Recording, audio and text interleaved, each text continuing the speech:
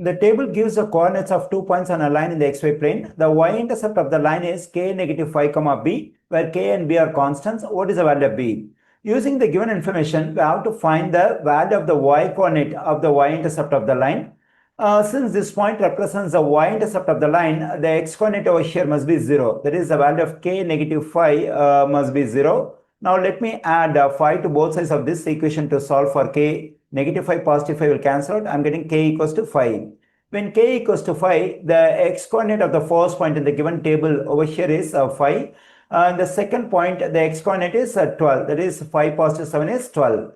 Now we can take these 2 points in Desmos to get the equation of the line in slope-intercept form. Once we get the equation of the line in slope-intercept form, we can get the y-coordinate of the y-intercept of the line. That is the value of b. Okay, now let's go to the Desmos and go to the table.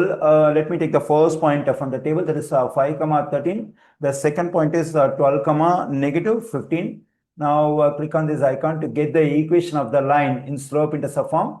Here we got the equation of the line in slope-intercept form, that is y equals to mx positive b. Already we know that in slope-intercept form, this b gives the y-coordinate of the y-intercept. At the place of b, we have 33. So this 33 is the y-coordinate of the y-intercept of the line. Therefore, the value of b is 33.